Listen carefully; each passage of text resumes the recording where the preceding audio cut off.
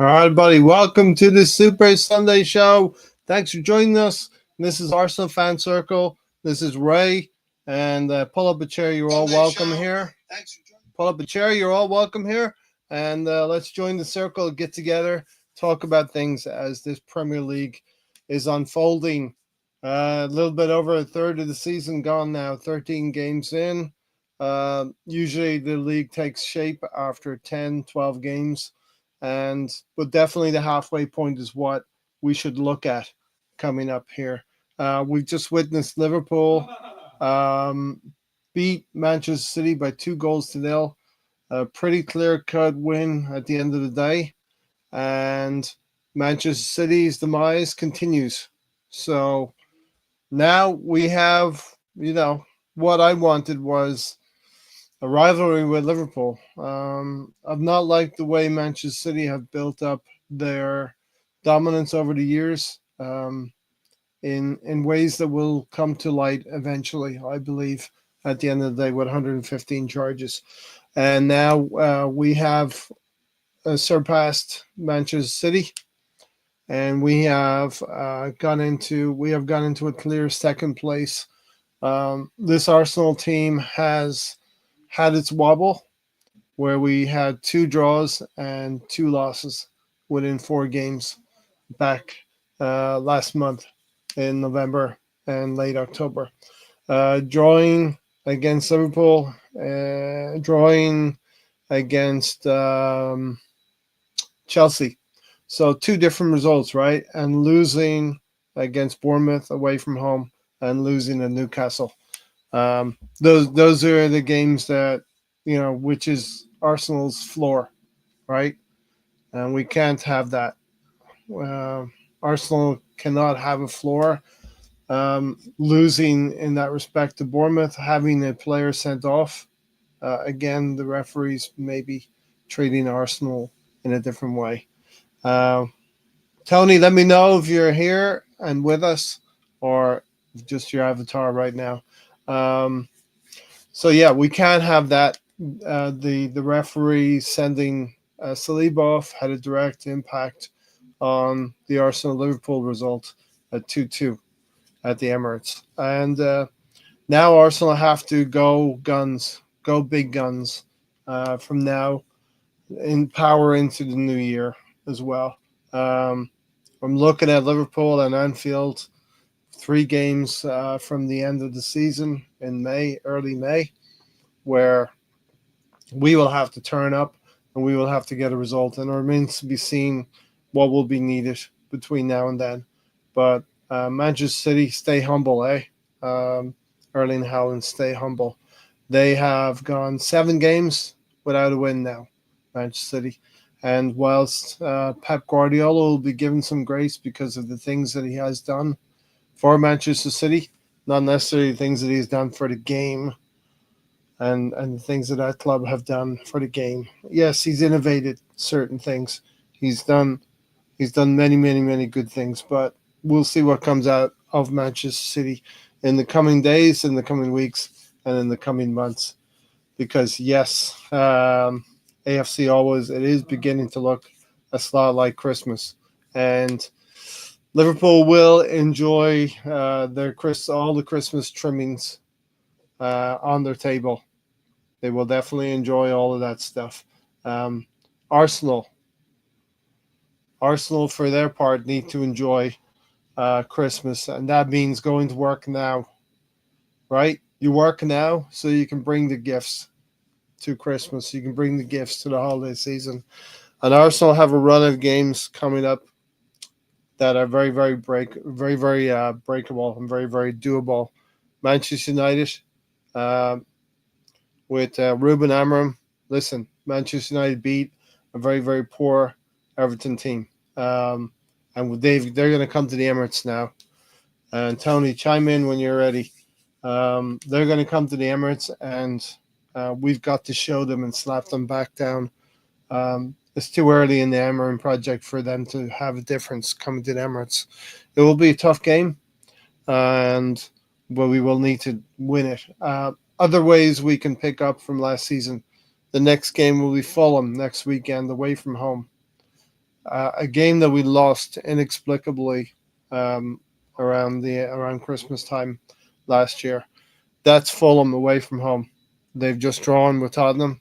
They're a good team, but if Arsenal are a team that they should be, that we have to start showing it in the next 4 weeks. After that, Everton come to our place, Palace away from home, very very winnable games, and Ipswich Town, and then we go to Brentford on New Year's Day. So there's a lot of football to be played yet, and we'll get into the Arsenal game very, very soon. But drop your comments, drop your questions in there, and we will definitely address them for you. Arsenal need to quietly acquire away wins and need to quietly acquire a run together. Some kind of a shocking statistic. I'll put it up here on the screen right now. That was kind of when I start stacking up these wins and together. Notice on the bottom, we've not put 3 wins together this season. Tony, you there? All right, Tony continues to, I think, experience some technical difficulties. But look at that at the bottom. We've not put 3 wins together, and we face Manchester United on Wednesday with an opportunity to put 3 wins together.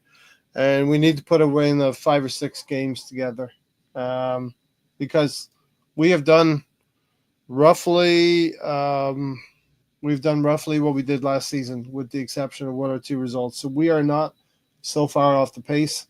Liverpool have done what they did last season in terms of fixtures, opposite fixtures.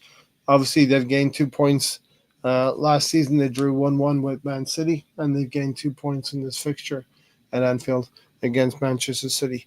But I think they've had an unbelievably good run up until as we speak, right? And that cannot be sustained, in my opinion.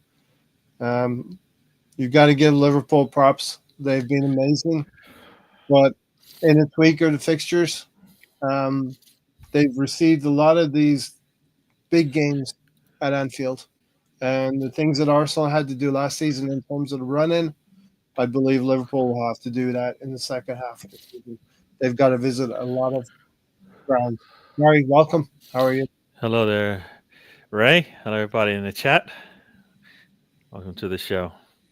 And I know you might have to break away at some point, Gary. I don't know how much time we have you here, but it's good to have you here. The Yes. Mechanical said, smash the likes as you enter. You want to be freeloaders? Listen, yeah, hit the likes. Just as your entry. It's like your entry pass to free content. Good evening, everybody. Great result. And anybody new here who's not yet subscribed, hit that subscribe button. Come on, you Gunner, said BX Gunner. AFC always, I think as Craig said, it's begin to look a lot like Christmas. And we accept that Liverpool will be top of the league now by Christmas time, but that's not, the trophies are not handed out at Christmas or New Year's. BX, break it down. Gary, it was a great result from us, but why do I feel disappointed, especially in the second half, by not scoring more goals? Yeah, things to consider, right? Yeah, Um, I definitely would have liked us to score more, but it sounded as if that was the script, that was the plan. You're up 5-2. You don't really have to push it anymore. They scored 2. We responded, uh, before to close out the half. So I think if they had gone for it more, we would have gone for it more as well, and it could have been a high scoring affair, not in their favor.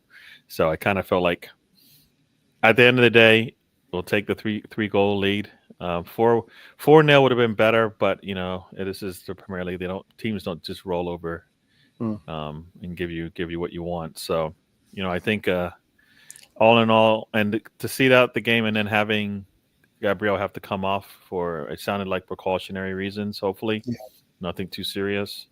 That's we've been punished by that, right? So now we are deep enough that we shouldn't have to like push our players, especially when we know we've got to win pretty much every game.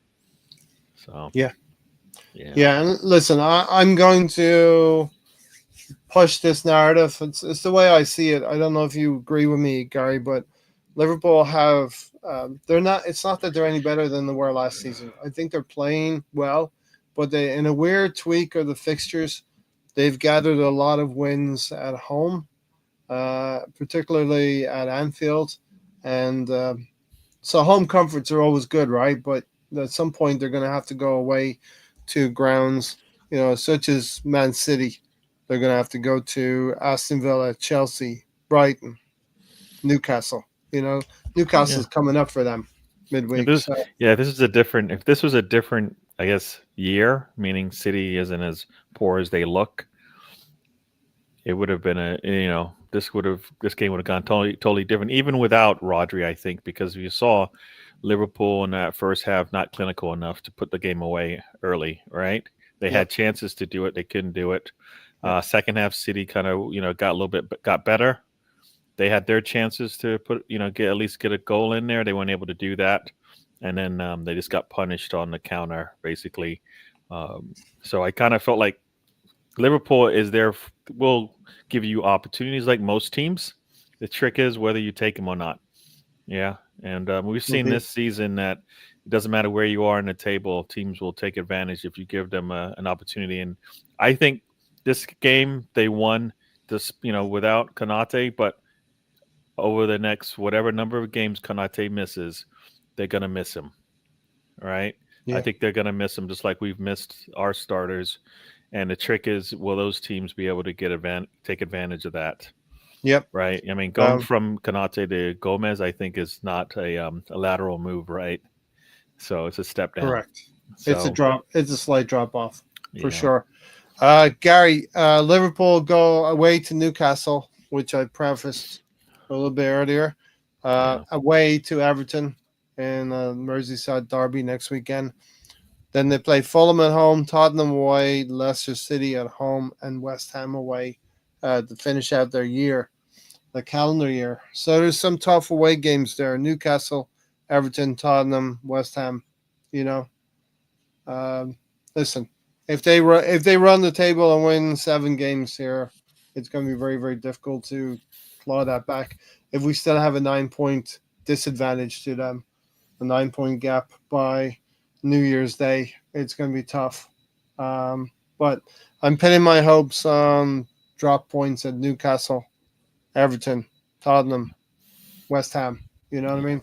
yeah, yep. Well, I mean, we don't know when it's going to come. That's the thing. We just have to keep winning, and then Yeah, we'll look up at the end of the week and go, or did we move up the table? So yeah. far we did that today. We did that this week, right? We started in what, We fourth started to move. place? Yeah, Started in fourth place. We moved up 3 spots. We're not going to get to. We were never going to get to one, but we could get to second, and we got to second. So that's yeah. a positive move. We just got to gradually keep moving up the table. Meaning, in this case, cutting down that goal difference. Not goal difference, but that point difference. And yeah, yeah. We'll No, I keep mean putting the it's all pressure it's on. all it's all yeah. Like I said, one game at a time. And Three that's it. points There's and there's nothing Arteta and Arsenal can do about Liverpool. yep. We got to look at our own performances and get our own 3 points. When I was looking at this yesterday, Gary, or earlier today, we have not put a winning run of 3 games together so far this season. We've come with 2 games of wins, then either a draw or a cluster of losses get in there in between it. So this month of December where we play Manchester United, Fulham, Everton, Palace, Ipswich Town, Brentford. The majority of those have to be wins. We got to string some wins together. So we're looking. We have 2 wins right now in a row. Nottingham Forest. That's tie for our top right now. We've done that I think twice.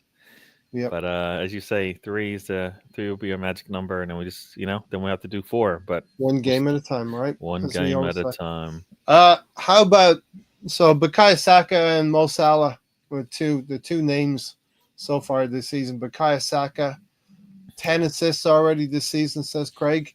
Could equal Henry's 20 assists in a season. And we have, more than 20 games to go for him to get 10 more assists. It does look like it's a key part of his game that he's trying to manifest or he's trying to cultivate. I think that's just the way you take when he gets opportunities to put the ball in front of the goal for his teammates. You know, I don't think it's his goal. I don't know. I think it's just part of the plan. He's either going to score, or he's going to supply. He does both, right? So, they want him to pass, so he's going to pass. And then the trick is, will the team punish them? And so far, it's so good, right? I mean, if we've been more clinical, he would have even more than the 10 assists, right? So yes, for sure. In previous years, we talked about Odegaard comparison with Kevin De Bruyne, and it was funny the way the one season their goals and assists were, their goal involvements were the same. They were just flipped. So Kevin De Bruyne had more assists than goals, and Odegaard did the similar thing. But Mo Salah and Bukayo Saka, they're having similar goal involvements. It's just different in terms of Bukayo Saka's got 10 assists and 6 goals. Now Mo Salah's he's on 11 goals and 6 assists. So they're putting up similar numbers. Yeah, and I think he got a goal today, so he's up 2 now on Saka in terms of goal contributions. So, hello, Tom. Mr. Tom's in the house. I don't think he got the assist right. That assist came from Trent, I think. So yeah.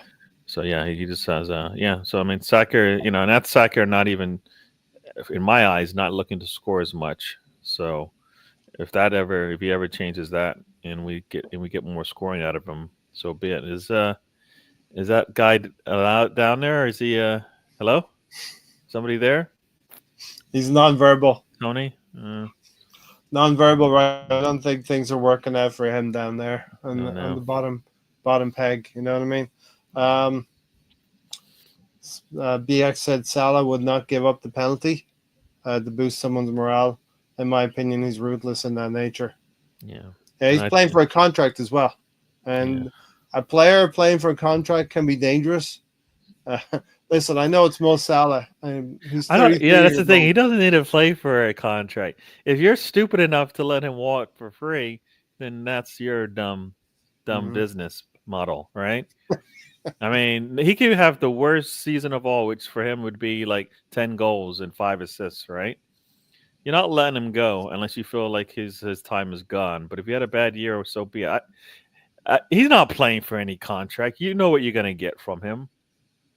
He's trying to make the owners of Liverpool. You think he needs to play for a contract? You think like there's any reason for him not to get a contract? Age? No. Add the age in there, but do you think there's any reason not to?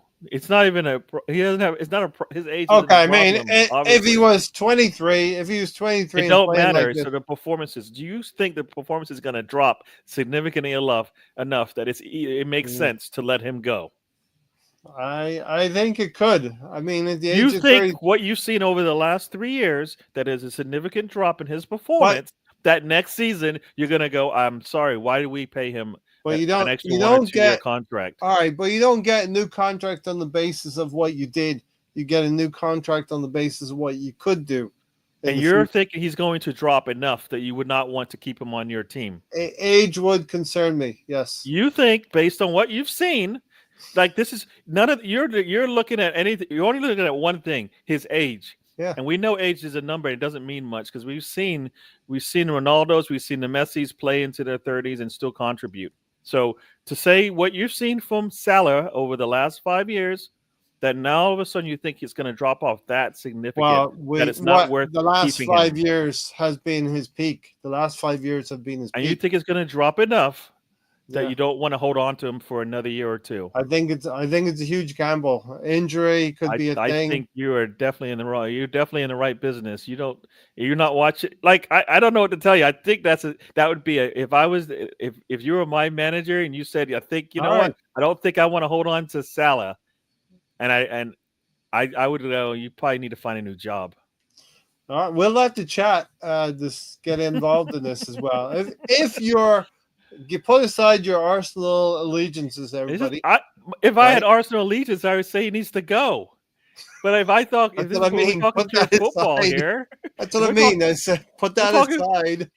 If we're talking pure football here, I don't know what I've seen from him that I go, you know Uh, what, it's going to drop off, and I don't want to pay for him anymore. I uh, don't know. I don't know. Maybe Let it's me. me. All right, all right. It's good to have a little joust with you again, Gary. It's been so long. Uh, but put your Arsenal allegiance aside. People in the chat, if you're the Liverpool owners, would you sell him? I know he's going to be free. January is probably the only time they can sell him now, or he can go on a free. It's probably gone past, right? But would you let him go, or would you pay, what he wants to keep him at the age of 33 years old? That's what I'm saying. All right. Salah wouldn't take the penalty. All right. Good morning from Stan. Thanks for dropping by, Stan. When Salah does leave Liverpool, Saka will be the That's that he's right there is a reason why. Yes, you let. Okay, yeah, you sell him. Now, what happens if somebody says, you know what, we're going to pay the 100 or so million that we want you that we might take for Saka, right? we And would then you're say like, and then you're at a no deal. you're at a crossroads there, all We'd right? say no deal. Yeah. You know what I mean? The same way that you say a no deal to Saka is the same way I think if Salah's in your team, you hold on to him. Yeah. You don't There's need different. 5-10 more years of him. You just need 2 or 3. If if you can get it to 2, perfect. Until you find a replacement for him, you have nothing. Take Salah out of that game and tell me out of that team and tell me where Yeah, the goals are coming they from. struggle, indeed. BX said also, why are we making a habit of giving a player a free penalty kick just to get them a goal? It seems to be a circus to me. I mean, that's to get Odegaard up and running. I don't know. We sort of see some things different at different clubs, Gary. What do you think about this tactic of handing or trading off penalties to different players? So That's Saka probably. gives I think it is it's the same reason why we don't see these players maybe being more clinical in the boxes because they're too busy worrying about sharing the wealth. And then when we say you're not clinical enough, and then you look at that and you go, well, they're looking for the next man instead of maybe maybe you are that man. Maybe you're the one that's supposed to score because you're in that situation. Put the ball in the net, right? I think it's some people. I think it's a little bit of a mentality issue, right? That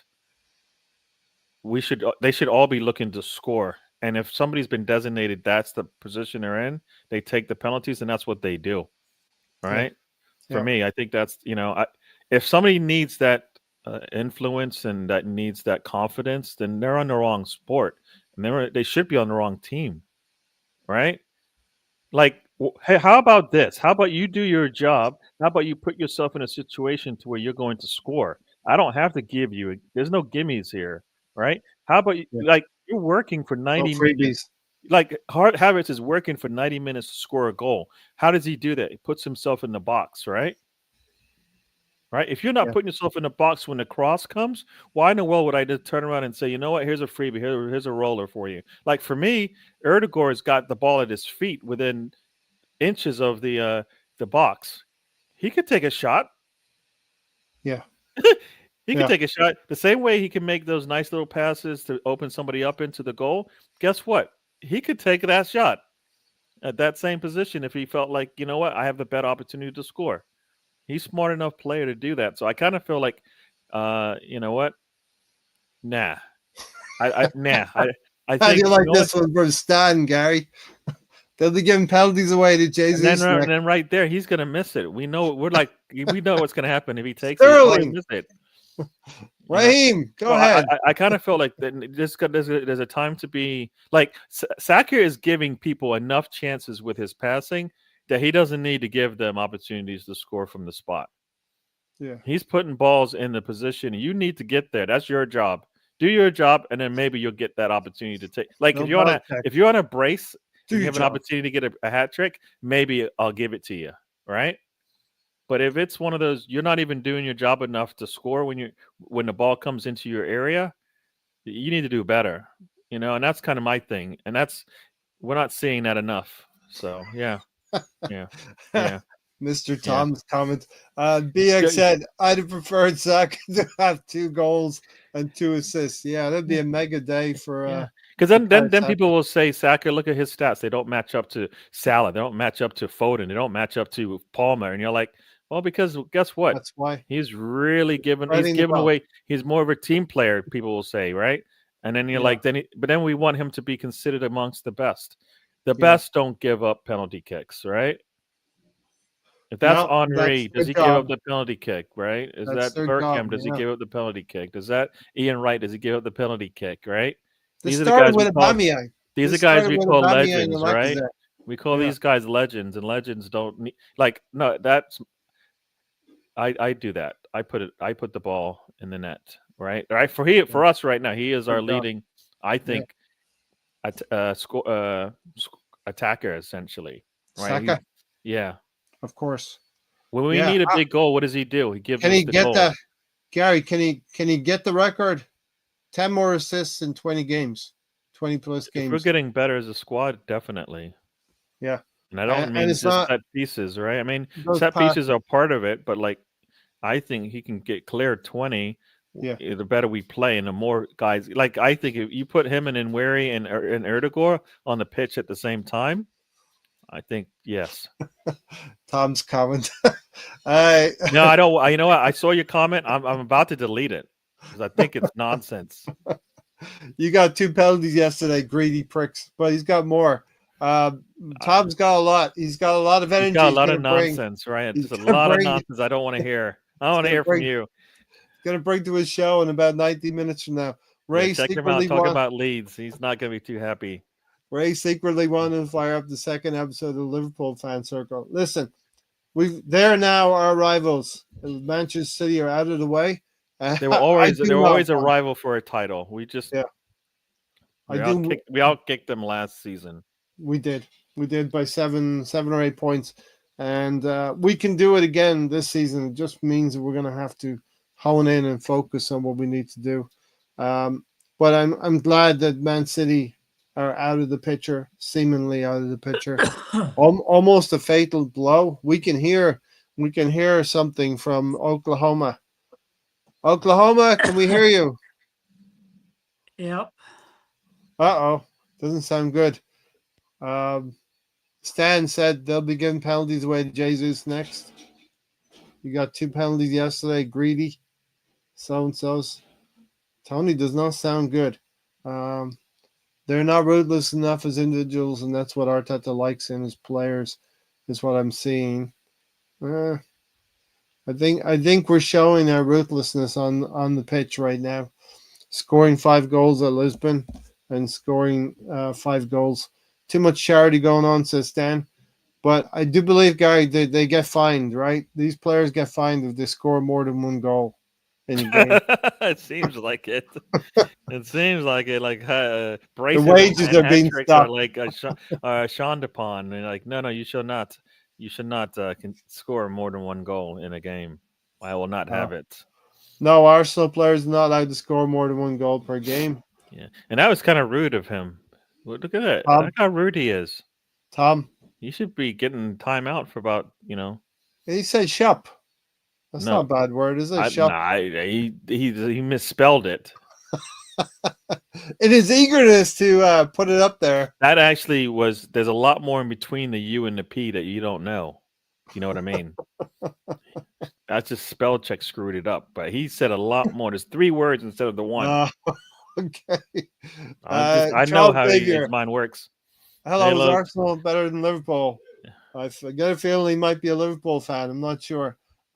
Charles, last season we were better than Liverpool. This season, I will say Liverpool have had similar results than they had with their teams last season. So have Liverpool moved the needle? That remains to be seen. Will Arsenal be able to move the needle? I was looking at what we did last season, Gary, and this is what we have to improve upon. The 5 losses and the 5 draws where we've dropped points. Now we've dropped points already this season, but 2 losses to Aston Villa. We can improve upon that. We can't improve upon the loss at Newcastle. We repeated that this season. Um, and then things we can improve upon: the loss at home to West Ham and the loss away to Fulham. And Fulham's coming up next weekend. You will have some good draws, what I call good draws and bad draws. Last season, it was a good draw at Liverpool, 1-1. A good draw at Man City. Some will say we could have forced it and could have gone for the win at Man City. A good draw at Chelsea. We were 2-0 down at Chelsea last season. We got a draw again in Stamford Bridge. And Chelsea are a team that's going to be tough. Liverpool have to go to Stamford Bridge. And, of course, bad draws, right? Last season, Fulham 2-2 and Tottenham 2-2. We've had already a couple of bad draws ourselves. Brighton at home being one of them. So, yeah, that's what we need to improve, Gary. And in striking, it's not been the very best teams that have beaten us. Aston Villa are a decent team last season. But it was Newcastle, West Ham, and Fulham that beat us. You know? Yeah, no, we gotta we gotta play.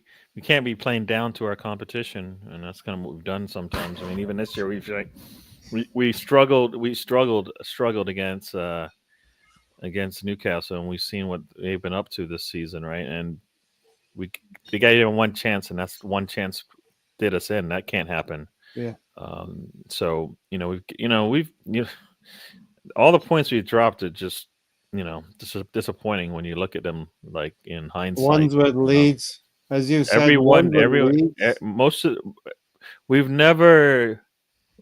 We've barely ever been able to get that second goal until recently now, and that's made a difference in how these games finish off. So yeah, we've dropped like 8 points from Leeds this season, I believe, in the league. Right, we've got Brighton, you've got Chelsea, you've got Liverpool, and you've got City. That's 8 points we've dropped from winning positions, most of the time in the second half. Right, so and we're gonna have to overcome not only that, but the difference in points to Liverpool before we meet them at Anfield in the last 3 games of the season. And Gremlins. And what? Gremlins? Gremlins. Gary, if you're getting any of that, help me out. I thought he said Gremlins too, but I'm not sure. I said Gremlins. He said Gremlins. Okay. I'm not sure. I'm not sure. Moss said everyone gets a goal first. So we'd have to be winning 11-0, 11-0 before somebody can score a second goal. Mr. Tom did misspell it. What about now? Do I finally have the fucking Gremlins gone? Yeah, Gremlins are gone. There's just one Gremlin left. It's you. Just took 30 minutes. It just took 30 minutes. Was that internet that was having a problem? What was up? I don't know if it was the internet or because I tried cellular and Wi-Fi, and neither one of them was getting much of a signal. So I'm not sure if it was it or the iPad. Leeds manager was pissed. Tom taking an L this weekend. Tom, he should have been pissed the way that game went. Yeah, like to me, it almost seemed like they were not listening to him because I can't believe I don't believe that's the way he wanted them to play. So yeah. Spuds draw. LOL. United 4-0. No worries. Amorim humbled on Wednesday. Yeah, I mean, Manchester United beat a very poor Everton team. A poor Everton team that needs to turn up at home next weekend when Liverpool go there. So Liverpool have Newcastle were pegged back. So Newcastle need to be itching for a win in their next game. Everton were humiliated.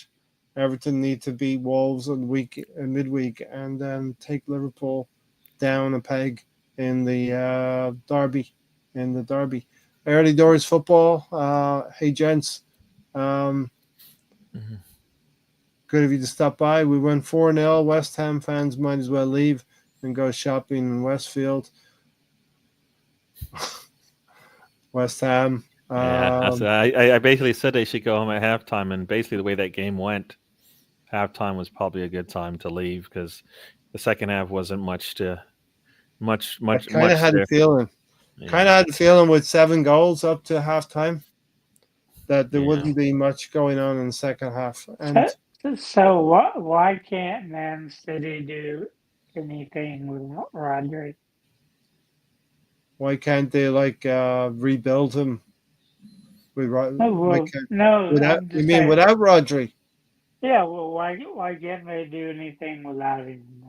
All right. Well, that's kind of saying why can't Arsenal do anything without Bukayo Saka, or saying why can't Liverpool do anything without Mo Salah?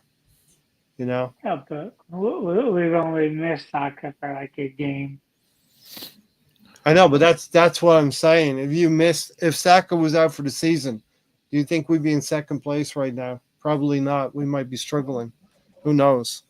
But there are players at clubs that cannot be replaced sometimes, and we'll see what Pep does. Where it is, maybe. Well, for me, I think when you one of the things you have to be able to do is adjust your expectations of your players. You can't expect it to always be the same. Like you don't have, like for example, City doesn't have Rodri there to save them defensively or to save them offensively. We saw that earlier, right? We saw Gabriel scoring goals and all these other players scoring goals that were never expected to. Yeah, but then other players needed to stand up and they did not. That's what's going on, right? Foden, Yeah, Grealish, you just name it. pick up the slack. Savinho needed to do something. I mean, based on where they were, like those are players that needed to stand up and support what was going on because defensively they were all right. They were keeping themselves in games and actually getting leads because of the defense. But I think offensively, no, Haaland I don't know what more. Only thing you can do for Haaland is give him more Service. balls, and he needs to service. If you can't do that, then you're wasting your time having him on the pitch because he's just running around, not really offering much else. Mm-hmm. So for us, same thing. You take Odegaard out of the game, and you need to find a way to manufacture goals and at the least protect your defense better because he does that. Like if everybody says he's not because of what he does on the ball, it's off the ball. So off the ball, he's helping us defensively. Well, when he's out, our defense had these lapses, which we've seen. We even saw that yesterday, right? That's why the Yeah. fullbacks stay back and are fullbacks, not fucking wing backs. On wing backs, go with 3 center backs. Yeah.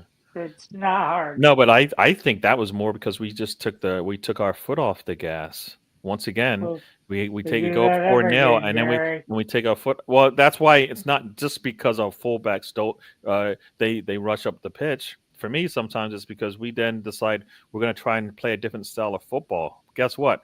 We can't play that style of football.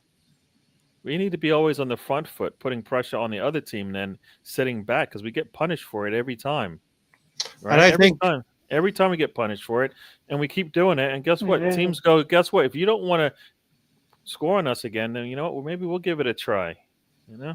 Yeah. There's a difference of attacking with your midfield and your wingers than attacking with your midfield, wingers, and fullbacks.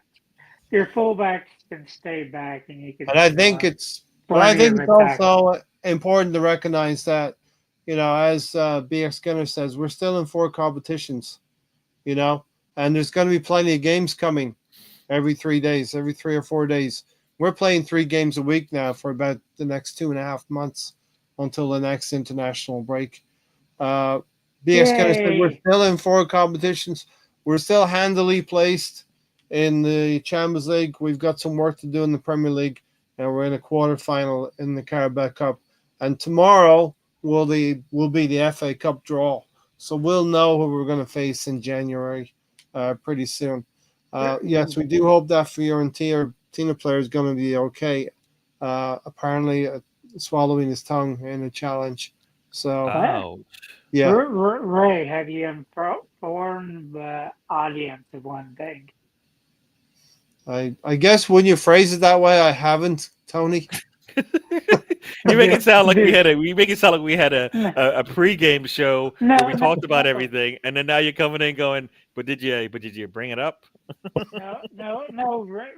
Ray talks about our schedule being tough, but now he won't mention 12 of our next 13 matches. Guess where they're at? They're in Why would he bring London. it up? It's not an issue for us. Why would he bring up that? Like he brings up the difficult ones. Now it's easy. That's why we need to win each game, right? Yeah. I mean Let's balance this out. that's where you get into the mode You of have winning. to. You get into You the mode have. of winning games, and you have that regularity of games every 3 days, and they are local. That's what you're saying, Tony. Right? They're local. Geographically speaking, they're Yep. local.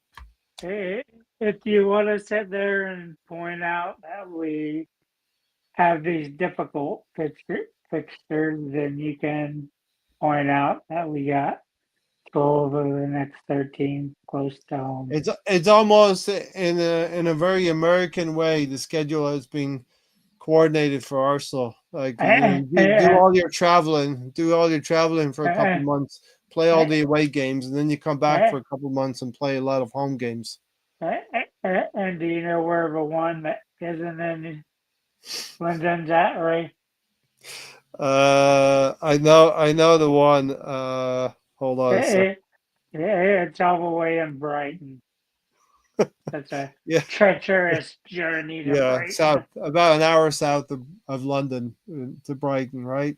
Yeah, treacherous journey indeed. The Riddler has spoken, Gary. We'll take this one from Craig here. Ben White, you do now know that you've lost your place at right back. Timber is incredible. I wouldn't say he's lost his place. I think there's enough games for everyone to go around. And we obviously looked at the calendar and looked at Timber and looked at Calafiori and thought this is an opportune time to give Ben White his surgery. Hopefully Ben White comes back in late January, early February, where we're still involved in those 4 competitions. You know what I mean? Going into yesterday, Ray. What? So going into yesterday, Timber had played 6 games at left back. Yeah. And 3 games at right back. Yeah, and look, he's going to get some more games now, and that's the intent of bringing. We didn't like it. We wanted the money to go to a striker or a forward, but that was the intent of bringing someone in like Calafiori that would strengthen our back line and strengthen our options. He gets very narrow, and he's the one that allowed the 1 goal. Yeah. I don't think you think he's going against the instructions of his manager, or you think that's actually what he's being asked to do? Because you can complain about the players doing all of that, but is that actually them going against the grain and doing something that the manager doesn't want, or is that actually the game plan?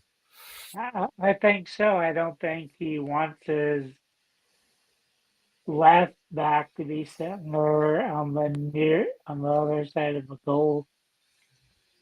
So you think so if that's the case, that means he's not listening to his manager and should get pulled, right? He should. I keep seeing the poor play out of it. He's gonna play games. He's got. He doesn't want to answer yes or no. I get it, but you're not making any sense. Arteta, a man who's so strict in his ways, is allowing a player to do whatever he wants on the pitch. I don't believe so. No. I believe what you see is what is expected of him. He's not expected to be playing there, Gary. And what do you mean? He is expected to be playing wherever he is, because I don't believe Arteta is saying go ahead and just go out there and do your own thing. I don't believe that. Craig said, did you know that Calafiori played more times a left back than centre back in his football career? These are natural tendencies of individuals. You want all of your individual players to play as a group and play structured and be coached in a way. But in that moment, Tony, Calafiori switched off, okay? And these things will happen. He switched from left back to center back, which I don't think Arteta told him to do. He was the furthest, Gary. I believe he was the furthest left of the back 4. So it's still left back for me. I hope that Fiorentina player is going to be okay. Tongue swallowing. And then Nketiah still not scored a goal at Palace. Thanks for the 30 million. Yeah, can't say that he has surprised us, right? Eddie is Eddie. Yeah, Rosie, welcome to the show. Evening, gents. Hope you're all well. Does anybody want to guess who's in second place of the most assists and year? Number one That belongs was to. also a former Arsenal player who played left back, and Tony really wanted him to be a wing back, part of the new That's wing what back he plays. generation. Can That's you what can you he's guess? playing. Can you guess, That's, Gary? Who has the Uh, second most assists? Begins with Nuno. He used to play left back I don't for know. I Arsenal. don't know any of these players. Nuno Tavares, Yeah, he's playing in a position that suits him, right? That's why we say play your wing players back. playing Yeah. them in their preferred position. If you can't get the best out of them in the one you want, but Arteta doesn't have wing backs, right? yeah. Exactly, Gary. Mr. Tom, you could have so many And to, discussions with Tony. Mr. Tom, you can have so many discussions with Tony, but Tony will take that one little grain of a sentence that you spoke to him 3 years ago about and resurrect it into something that we should all have present knowledge of. or we can go back like 5 years and talk Yeah, I about don't want to you go back 5 years. I just screwing me watched the over game on yesterday. Sours I Park. just want to talk about the game we played Yeah, yesterday. exactly. The Tony game we being played cryptic. Did you yesterday, discuss the thing I'm not California was remotely giving you a playing clue in the about? wrong position. Classic Turner. Turner classic movies. Mm. Everybody. What is that channel? Rangers own goal when Hearts tied. Okay. Are you not streaming with the guys, Allison? That's a liberty. Yo, Rosie. Okay. Own goal Rangers. I've been on here before, Mr. Tom. All right. So yeah, Gary, but I do believe don't miss the lead show tonight. Tom's only streamed 6 times in the past 24 hours. Yeah, Tom does a lot of rehearsing, and he puts a good show together. So go check it out. And Kenny is a championship level striker. What is that? What? What? Which one? Like no, it's fine. Yeah. Unai is struggling, and I think part of what's going on with Aston Villa is you have a squad that is not designed to go far by juggling Premier League and the Champions League together, you know. And I think eventually Liverpool will find that they have a stroke. They have a squad that may be able to handle it better, but I think they're living off of the fumes of previous wins, and I think at some point it'll slow down. This was Liverpool last year. They were going well into January and February, and then they slowed down. Think I do a lot of streams now. Imagine what it was like when I was doing a wrestling show. Gary, did you know Ron Simmons can kill 2 stones with one bird? Guess not, huh? I didn't see anything you said as soon as you put up Mr. Tom's name, so I just blacked out. What? Nope, don't know. Gary, You guys, Russ put something out there. I think. Nope, didn't see it. Let's move on. we're gonna get. I was just looking at goals. the average positioning, and basically Saka is the deepest player that we've got, which for me is disappointing because I expect Havertz to be up there near him, and he's not near him at all. I mean, Leandro's is the next. Well, the next closest is Odegaard actually in terms of average position. He's right behind Havertz. Yeah.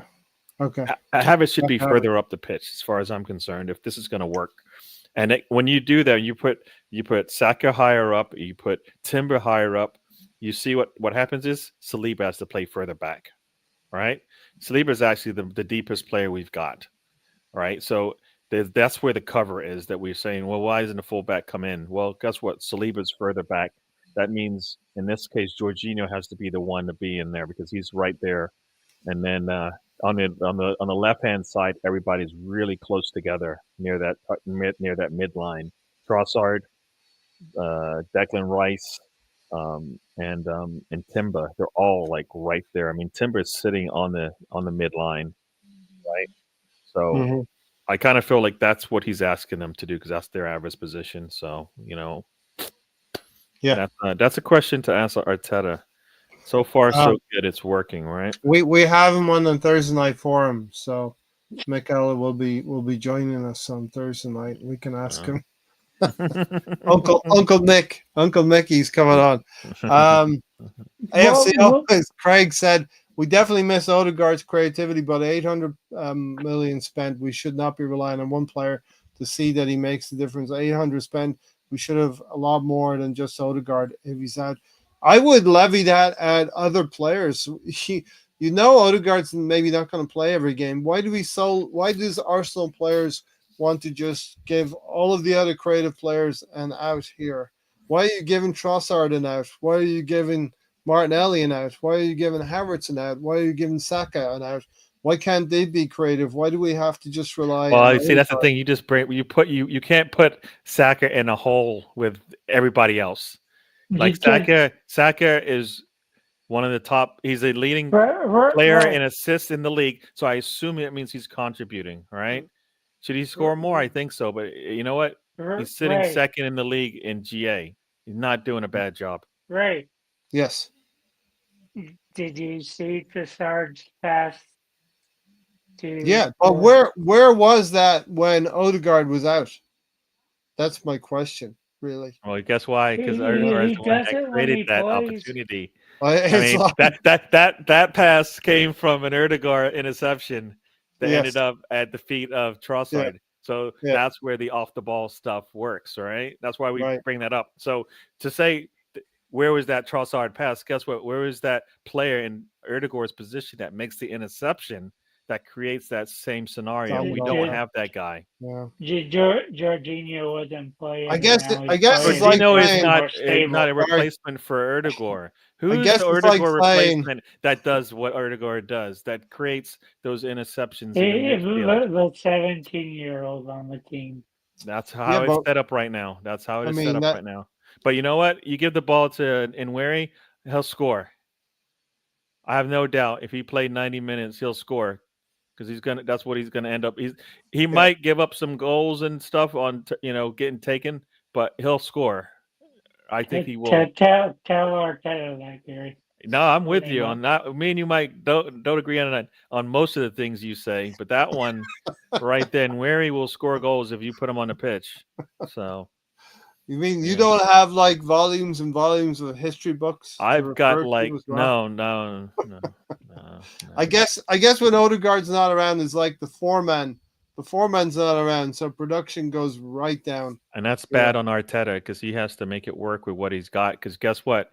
The house needs to be built regardless of whether your lead guy is there. And that's where Arteta is. He's like I've said it before, his immaturity as a manager is on full display. We can't be dependent on one player. Like Saka goes down, we still need to be able to produce. And if we're not going to produce, then we cannot give up goals. All right? So pick one. So right. Winter windows less than a month away now. The winter window opens up in less than a month. Do we go for a striker, or do we do a smart thing and go for backup for Odegaard? Backup for what? Odegaard. No, I think if we're going to do anything, we have to bring a forward into the house. Sorry, Ray. I talked to myself for 3.5 hours yesterday, and now I'm having gremlins. Yeah. Now you're having gremlins. Okay. Arteta. So here we go. Well, Craig has replied. Arteta should have taken Odegaard and Saka off in the second half. Well, he did take them off in the second half. Maybe you'd think earlier. Rest them up for the Man United game and bring on Nwaneri and Sterling for those two. I mean, that's what he did. He did do that, Craig, but I guess you're going to say should have done it sooner. 83rd minute didn't do nothing. He could have did that. Who came off? Who came off in the 83rd? No, who came off in the 83rd minute? Trossard came off No. for Nwaneri Yeah, I was just in the trying to. 85th I minute. was just But trying to trap once Tony. again, like Saka and Odegaard came off after 74 minutes. 73, That's like an 74, extra 15 minutes of like time where was anything going to change? No, nothing was going to change. They could have came off in the 60th minute. And Yeah. Sterling and Jesus coming on over Nwaneri for me is terrible.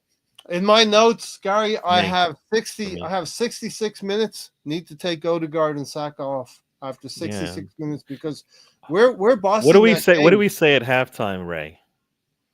Changes? What do we say to Arteta when it's even when it's working, when it's not working? We say, like, if you're gonna come out after that halftime, right? The message, there's got to be a message, like either like if we're gonna shut it down then, right? But like it'd be nice to have gotten that 6th goal and then shut it down, kind of thing. Yeah. Even at But 5-2. I don't even think we played for that. So that just means you put them on for an extra 20 minutes. For what reason? I don't know.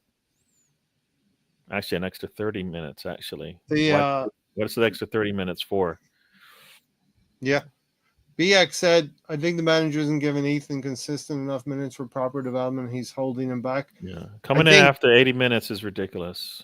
I think what you're seeing when Odegaard plays 80, 84 minutes, and Nwaneri was always going to get 10 or 15 minutes per game. He played up to the 75th minute, where he didn't come in for 10 minutes later. So basically, based on that rotation, you're saying where he's not even behind Odegaard when he should be. When you take up, that should be a like for like, right? Yeah. When you take off, like that's the only guy that backs up Odegaard right now, that legitimately backs him up, right? When you take him out, where you rotate Trossard in to the position, that's not good. We know that's not a good position for Trossard. Yeah, and he's trying to get Sterling going. He's trying to get Jesus going by giving the minutes as well. And Ethan Nwaneri. If Saka can't walk, Arteta still wouldn't take him off. Yeah. You try always telling young studs to come off the field. They never want to come off. Hey, but if you're a manager, you need to take them off for the betterment of the team. Manager speaks. I don't think players can play 90 minutes every game, so I don't think that statement carries weight anymore. Nope. And you know what? It's going to get them to play a full season. Not the way the football is now. Not the way the players are developed now. Exactly. And this season as well, Gary and Tony, we're seeing a lot of injuries across a lot of different teams, and games are coming with prices. Real Madrid were beaten by Liverpool. Konate's picked up an injury for 5 or 6 weeks, which should mean points dropped by Liverpool, especially coming into that stretch of fixtures that I talked about earlier. We also started this game with the news that Thomas Partey has a muscle injury. I didn't even check. We haven't hit 24 game mark yet, so there's more to come from Thomas Partey. 9 games in the next 20 plus. I think you probably get 50%. That right there, you've hit your number. 9, yeah. Right, 9 out of the next 18 games or 19. Well, no, 21 games, right? So I think or 25 games actually. So, yeah. So 25 games. If he gives you 9, he hits that number for you. For you, run. I'd like a little more. But we need to sit out longer if we're going to get the 20 game, the 30 games. Apparently, he was close, and it was just a muscle injury. So hopefully, that's not. I think we've been more cautious with players this season. I heard a bark. Also, Mikel Merino, a knee injury, Gary. So yeah, we're going. Do we know what his injury? Do we know what his injury is? Knee injury. But I don't know the extent of it. You know what I mean? It could be a couple of weeks. That's a month, right? So Jorginho is going to get a decent slice of football now. I know you talk about him. No, he needed to get minutes, but you know what? Here's my thing. Was Jorginho going to come in and it just so happens that Partey is injured, or is Jorginho only coming in because Partey's injured? I had a feeling that we were going to mix the minutes like we did against Nottingham Forest. But we didn't do that. Because of Partey get injured. Exactly. That's why we always reactionary. If you're you cannot be that clueless, right? Oblivious to what's going on. Partey, the way you were using him, it was as if he's going to be able to continue. It never has happened. Yeah. You should have He's already a, been planning for Jorginho. We sat there and said this. Why he's is a player that Jorginho needs a sitting little on the bit of sidelines, rhythm, not though. getting minutes in He needs games that he should, right? taking off at halftime. Don't fly with them. The players be mad. Especially when he's mainly been playing right back. That's more running up and down the field, It's a and lot. that's just more activity from Yeah, if Arteta. Partey's gonna play that number 6 position, then he'll be able to just patrol the area in front of the back four, go left, go right, cover your defenders, and let the rest of the team, let the 2 8s and the 3 forwards go do their stuff, and share 5 goals between them, as happened yesterday. Craig, I'm going to hold back the Gabriel needs the respect he deserves. He's a beast. We'll talk about Gabriel. So yeah, I mean, Gary, the first goal comes quite early, and it's a set piece goal, and it's crazy, right? These set pieces are driving rival fans crazy and nuts because we come up with a new routine and we score. We score a goal. Yeah, because I think it was like near post, far post, all that kind of stuff, and this one was I think it was a near post goal. I think I can't or a far post. No, the last one was a near post. This was a far post goal where everybody kind of left a space open for Gabriel to go in there. So I think that's that kind of strategy. It's the same strategy we should use everywhere else on the pitch. Right? But do you know what happens of this? Arteta's disconnected to it because it's Gabriel telling everybody where he wants to be. Sometimes he'll read it and go back to Odegaard and communicate it. But that's what happens when you have spontaneous creativity, and that's what's been happening on these corners and free kicks. I hear you. I just think, I mean, that's what Erdogan is supposed to do. He's directing the way that we defend and offensively attack. So I think if you think Erdogan can do that, and Gabriel is essentially our leader, essentially on the set pieces, on the corners. So let him direct. He knows where he knows what's going on, right? So I kind of feel like, yes, let him. He's shown that, you know what, you get the ball to the right. If Saka gets the ball to the right position, he's going to score. So I think. Can you stop Gabriel? Can you stop Gabriel at corner kicks? Not the way that his teammates play around him. They kind of open up stuff for him, or they. You have to have players like Holland, like one of the. Yeah. So I'm just thinking about the tenacity of the corner at Sporting Lisbon. He powers through to that back post to get on the end of it. No one was stopping him. He came from such a deep position at Sporting Lisbon. Here again, we have a set piece where all of the players congregate very, very low on the back post there, and then they start to filter into their positions. And Antonio can't stay with Gabriel. Looks like he gets a free header at the end of the day, but that's just good set play and good positioning from all of the other players. And you see Gabriel almost being the quarterback in that situation, telling the players where they need to be and in what position they need to be. Yeah. When the ball gets there, he maneuvers his head where he thinks is my highest chance of a ball being into the back of the net. Yeah. It's not him just getting in position. It's that him contorting and moving his body so he's able to get with power and position to most likely make a goal. As Moss a said, lot goes into it.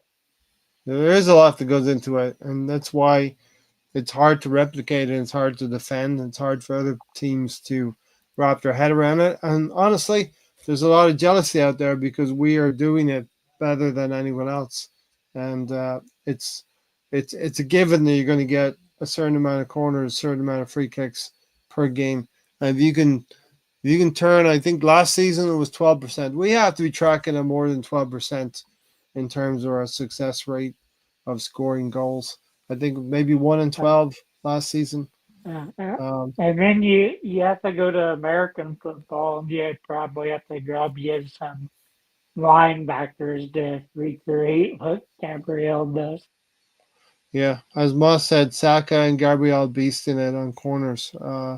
Perfectly timed play on that one. 1-0 up, and the previous fixture we beat West Ham last season 6-0, and it was Saliba who started the goal scoring. This time it was Gabriel who started the goal scoring. There was a period in this game then, Gary, where we're 1-0 up. We look quite comfortable, but you always want to get that second goal and set yourself on the way. It wouldn't come until the 26th minute, and this was the goal for Trossard. Yeah, and it starts with who? How does that play start? Right, it starts with Odegaard Odegaard, putting the the ball. scoop pass. Odegaard and Saka kind of going back and forth a little bit, and then Yep, Odegaard opening up Saka for the cross, and Trossard being there to basically just finish it off. Right. So yeah, I mean, he does it on the defensive end. He does it on the offensive end, right? As far as what Odegaard brings to the table. yeah, So yeah, very nicely worked out play. I that that that 16 minutes or so between the goals, I just probing but not getting all the way there. But then, bang, bang, bang. Next, we got the goal, the second goal. We're up 2. So yeah, no, that was perfectly worked out between the two players, and that Erdegaard Saka kind of combination combination. is Yeah. really hard to beat when they're And then when what I think is critical, I know it's in the moment, right? It's not. We talked about Bukayo Saka maybe going to go for that record of Thierry Henry's of 20 assists in a season, and you said it's in the moment. I think it's also in the moment. I agree with you, Gary. He has that decision to make, and we saw in the Liverpool game maybe some players being greedy and not picking out the right pass. Here, Bukayo Saka could have taken that shot on and maybe could have scored, but the higher percentage chance is to square that ball and put Trossard in position to score an easy goal. And so your percentages go up in that respect. It reminded me a little bit of the Chelsea game right at the death where Havertz was there. Havertz was there in the middle again, whereas at Chelsea you wanted the ball to go to Havertz. This time around, you wanted the ball to go to Trossard, and Havertz did not get a piece of it. And Trossard made sure that he stays on sides. Yes, yeah, the intelligence, and that's why I think if Bukayo Saka is going to become this assist king this season, it's going to come from the intelligence of the other players, Havertz, Odegaard, Martinelli, Trossard, and other players around him. Because you can you can give players chances to score, but it doesn't become an assist until the ball's in the back of the net as well. I think Craig, we do give Gabriel Magalhaes all the respect he deserves. I think he has been a beast this season, and in many respects, Especially Tony. especially Tony. In many respects, he's probably had a better season so far than William Saliba. There's a couple of our players that need to up their game a little bit. Trossard, Martinelli, Saliba would be just a few of them. I just think that Gabriel doesn't get the credit he deserves. The result I was surprised by was beating Sporting 5-0 away. I never expected that. I went for 2-0, and that was a result that we needed in Europe as well, to beat Sporting 5-1 away from home. We had a poor 10 or 11 games without scoring or getting a win in Europe. Gabriel is 2 goals away from equaling Jesus' tally of 20. That's nuts. That is nuts. Absolutely. If Gabriel was playing for a better Brazilian international side, he'd get more credit. Yeah, well, I think Arsenal fans see him as, the talisman of our team. You look at Liverpool, you'd say Van Dijk, and you look at Arsenal, you might say Gabriel Magalhaes is the heartbeat of our team. You know what I mean? So It's weird that 2-0. people say that because it's like if Harry Kane played for a better international team, he would get more credit. Well, no, Harry Kane got the credit because he played really good, and it was domestically, right, for his home his club. So I Yeah. think for me, nah. And I know it's probably more because of the English tax and all of that, and that's why we hear it more. But if you're a really good player, it don't matter how you're playing. Especially the way he's playing for Arsenal. All right. He's just come on and like yes, Saliba's there, but then when Saliba's having an off day, they don't really talk about Gabriel as much as they should. And Yeah. when Saliba's having a good day and Gabriel's having a good day, you don't ever hear about Gabriel. It's a lot of times it's Gabriel making similar plays on the other Goes side. unnoticed. It goes Yeah. unnoticed, even though they're both doing the same things in terms of helping the team keep a clean sheet or defensively be solid. So Then the goals start flowing pretty quickly. Then after that, Gary, 32 minutes, a definite foul on Bukayo Saka. The referee points to it. There's still got to be a VAR check. There's still got to be some doubt as to whether Arsenal is going to get the penalty. And then we talk about this benevolence, right? We hand the ball to Odegaard. But Odegaard finishes it emphatically into the corner. yeah. It's funny that Odegaard puts the ball in the same spot that Saka has put it in the last two times that he has had it, and then Saka goes the other way later on. But yeah, it was really nice finish from him. I don't know what discussions you have to have before a game to go. Can I take the next penalty? Like what? How does that work? Like for me, why does Odegaard need that confidence? Supposedly our season's over unless he comes back. So for me, if you don't have confidence after that, then I think something's wrong, right? Supposedly our season is lost if he doesn't play because of the way that we're set up to play without him, which is not good at all.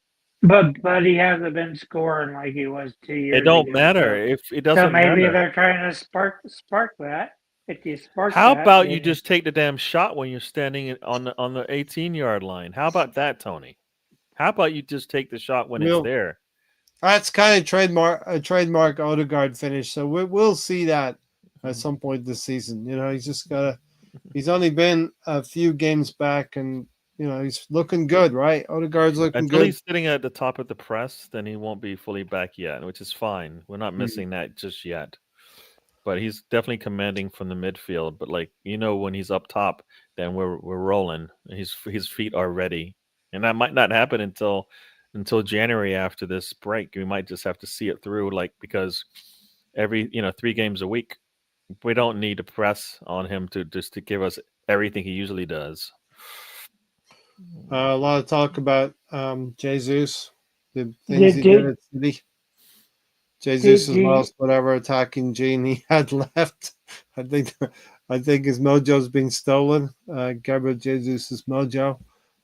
Somebody went into the lab and extracted it. Danny Welbeck will be better for us through the middle. Yeah, Danny Welbeck, he's still doing it, albeit at Brighton, but he's still doing the job. He would be better than Gabriel Jesus has been in the last year. Tony? No? I was asked what you thought of Havertz sitting there overloading the right side. I think it kind of stopped some passing lanes and stuff. I think it was a little too congested with him over there. Kai Havertz? Yeah. On the right? Yep. I didn't notice him turning up on the right, mostly through the center and on the left for me. I didn't. Did you notice Kai Havertz more on the right, Gary? Well, I didn't. Based on his positioning, he was on the right a lot in this game. Like Kai Havertz, based on what I'm seeing right here, he was out on basically the wing, on the right, basically near the touch line there, near the sideline there, a lot. Like that's where he condensed was really on the right hand side there. So he spent a lot of time there. So maybe that is a deliberate ploy, as in Trossard's goal, the second goal. For me, that's stupid, right? Why did have a guy who's supposed to be your center forward not be in the center forward position for most of the game, as opposed to out on the right for most of the game, and then say, look, why we don't get anything out of, we don't get enough out of him. That's why we don't get more than one goal from any of the players. It sounds silly. Like I get rotating and stuff, but that's only when the defense is basically like when they're stopping you. They haven't stopped us yet. There's no reason to like switch it up that much. That he's significant. He spent like I'm looking at the heat chart. He's on that right hand side. Like it's red. Like there's like the yellow in certain spots, but like almost red, and all the way in that right hand side, like Tony said. I know Tony must have saw that. I didn't really notice it, but I did notice he's not where I want him to be, which is the center of the field. I mean, you expect him to be in the center of the field a lot more, right? Yeah. How far ahead was he of where Saka's average position was? All right. So Saka's positioning was just outside the just a little bit outside the 18, his average position. And if you're looking at where Havertz would be either ahead of him or behind him, but all the way up against the touch line. If that, that's based on what I'm seeing. So the average positioning for Saka, if he looked forward and to the right, that was where Havertz would be. Or if he looked just behind him to the, backwards towards the touch line, that's where Havertz would have been a lot of times. But here's the thing: if I look at where Saka positioned himself a lot more, dead red all the way inside the final third on the right hand side. So Havertz is backing him up essentially, and not Timber, which seems weird because I think Timber is in that same position. So you kind of got, for me, essentially you've got two players predominantly on that same side of the pitch, Timber and Havertz. Timber's a little bit further back. And Havertz is a little further forward, but concentrated on that side. So, strange. And maybe a tactical thing as well. Maybe a tactical thing. Not for a center forward. I don't think I want my center forward all the way on the touchline, all the way in there, right? Right? Why do I don't want him there? I agree with you. I agree with you. Like I don't. Let's look at like Mikel Antonio. For the Trossard goal, he's in the middle. For his goal, he's in the middle as well. Yeah, but he didn't spend much time there in the game. The point is, I think, as Gary's saying, if he spends more time in the middle, he might score more than one goal. Just the thought process here. Yeah. Stanza, I noticed Havertz and Saka switching positions. If I was on the show, I would have mentioned it, but Tony would have probably interrupted me, and the point would have been lost and gone into the night. Oh, you guys like to go against each other. You guys are so fun. I thought Jorginho had a very good game against West Ham. Or I could have just pointed it out. Yeah, I'm looking. Here we go. I'm looking at Nicholas Jackson and his heat chart. Do you know where he spent most of his time? Where he should be, I suppose. At the penalty spot, essentially just left of the penalty spot. It's red. It's all over the pitch, mostly on the left hand side, but it's red. Right by the penalty spot. So that's a difference between why he hasn't hit. It's right there. I mean, look at Ollie Watkins. Managers got to look at these things and say, "Listen, I need you here." Yeah. You know what I mean? Yeah. I think he's hurting that player. I mean, Ollie Watkins is not having a great season either. Craig said, "What phase is Slot in? He's going to win the league title in his first season and hasn't spent 800 million." But then, like, if he didn't, did he win it with his own players, or you know what I mean? People make all these kind of arguments. Jurgen Klopp left Slot with a very, very good team. Think back, Craig, 5 or 6 years ago, you were dealing with Socrates, Lichtsteiner, David Luiz, Hector Bellerin, to name but a few. You know what I mean? So They have 3 world-class players. They do. So we don't have one legitimate one yet. We have one Yeah. that's getting close, but we don't have like they don't carry the Who's their trophies. 3 world They class don't. players? They're world class. You mean like Yeah. their goalkeeper, You said Trent, the day. and Salah? You mean those 3 guys? Is that what it is? Allison, you wouldn't say Allison's world class now. Well, not now because he's getting older, but that's what he's still got that. He still carries the card. All right, he still got the card. They don't expire just because you had a bad. You're having And a poor year. I was 30 a decade ago. You know what I mean? Hey, he's better than you. In his 40s and in his 50s. I still carry the card of being a younger man. No, but you know what I mean? Yeah. Like I think they have 3 legitimate world-class players on their team. Arsenal's still trying to get players to get that position, that rating accordingly, you know? And Listen, it comes with trophies too, right? I think you got to have some trophies to cement it, right? world class. I don't want to be Harry Kane, right? But We Gary, don't want Harry Kane's on our team. You're getting into dodgy ground here. World class tweaks a lot of people, and it's a different definition for a lot of people. You know what I mean? So, Michael said Odegaard's world class. Craig comes back with Odegaard's not world class.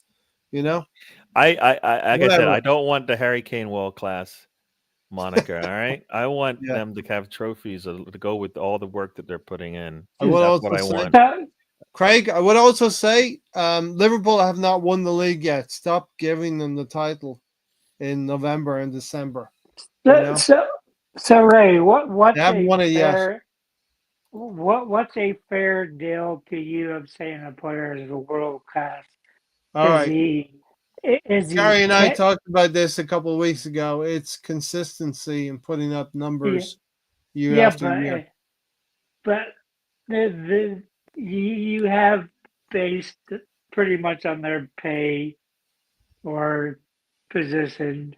You have like a top 10 or top 15. So where do you have to be in your position? I give a fifth bet. If the 15 top players all happen to play in the same position, then they're still world class to me. I don't like this. Like, well, there's only 5. Well, what if there's 6 this year? 3 top level players. What if it was a good year for strikers, right? Or what if it was a good year for defensive midfielders? You know what I mean? I tend to agree with Stan here. Saka, Odegaard, Saliba, and Megalegs are all world class. I want my world class players with trophies, though. You know, Yep. I don't, like I said, I don't want Harry Kane's. It's tough, and I think that's a good thing to have, right? It's tough because I feel like we're on the precipice of something happening, and until we grab those trophies, I think we just have to be going along on the trip, on the ride. They're definitely world class level players, but I want them to have the stars on their shirt once in the go up and put their arms up in the air at the end of a game kind of thing. They deserve that. I want to see their armpits in May. Yeah, I want to see their armpits in May, right? Big, sweaty, hairy armpits, raising trophies. How can you have played as an attacker for Man City and Arsenal and not be in the Premier League 100 club? I don't know. I think we're talking about Jesus. Who's he talking about? Maybe Jesus. Hi, guys. An attacker for Arsenal and City. He hasn't been that good for us as an attacker. All we have is pre World Cup. After that, I don't think this it's not a very big, not a very good sample size as well. Liverpool have won the Premier League the same amount as Blackburn and Leicester. Premier League, yes. Yeah, we're far away on the Champions League with them, right? So, and everybody's got their thing, right? We're the FA Cup guys. You've got United as the Premier League, and you've got Champions League as Liverpool. So, everybody has a chance to cement themselves, you know. So, I think it's easy to say Liverpool. It's too easy to say Liverpool have won the title right now, you know. But they do have a decent advantage. I'd rather be 9 points ahead than 9 points behind. Don't get me wrong, because they still have the opportunity to go to away grounds and get wins that maybe we didn't. You know what I mean? Like they need to go to the Etihad. They need to go to Newcastle. Exactly. You kind of have to like look at it as like Le Mans series racing because you have like 24 hours. You switch drivers. It's that kind of Hmm. battle between us and Liverpool. Yeah. I would have went F1 on you, but And yeah. with every analysis that I make of last season, the Liverpool are who they were last season. They've not become this so much better than they were last season. You might think Arnie Slot is the big difference. You might think Mo Salah is the big difference, and Mo Salah is definitely having a good year. But at some point, you have to think they're going to cool off at some point, and return less points in the next 12 than they have in the But first but 12. but isn't this what they were kind of doing at the end of last season? Yes, they were doing this up until April of last season. They fell off the cliff, right? They lost to Crystal Palace the same day we lost to Villa, I think it was. You know, none of us could take advantage of City in that way. They drew to Manchester United 2-2. They dropped a lot of points. Dropped points at Everton, and I think Everton are going to be fighting tooth and nail next weekend. I think Newcastle will be fighting to get points off Liverpool, and as Gary said earlier, they're not infallible. They give you chances. Liverpool give you chances. It's up to you to go ahead and take them. You know what I mean? PX said we need to take the remaining 3 points against Liverpool now, no matter what. That would be a 6 pointer if ever there was a 6 pointer. But we've got to be in position For it in to matter. early May for it to matter. You know what I mean? I think Liverpool will relish going to the empty head at Newcastle. To be honest, listen, they're playing. Stefan, thanks for being here. They're playing with fire. They're playing with intensity. They're enjoying life right now, but when you're on a run like this, something happens, right? You get a bad result, you get adversity. Let's see what happens when they hit their adversity. You know, Liverpool have more variety to switch their attack around. We don't have that. I agree with that as well. They can switch things up.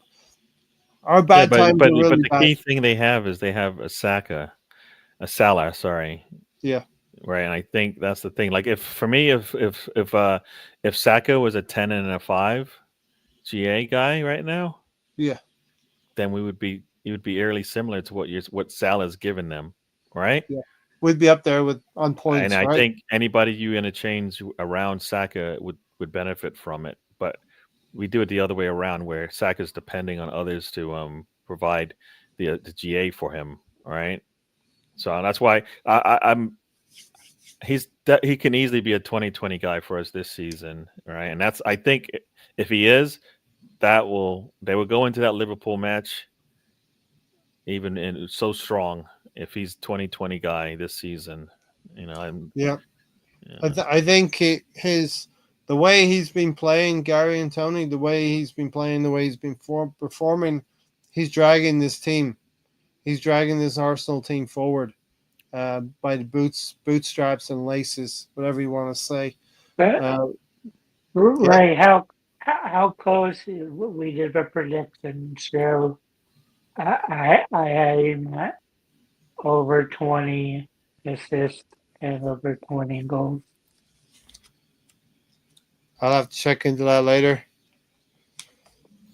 What is it? Is How it how we did sort of um, prediction podcast a number of months ago, and it was.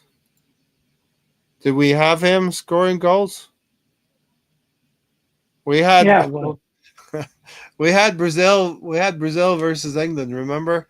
So we had the three yeah. Gabriels: Gabriel Martinelli and Gabriel Magalhaes and Gabriel Jesus. Combined those goals and combined by Kai Saka Ben White and Declan Rice's goals together.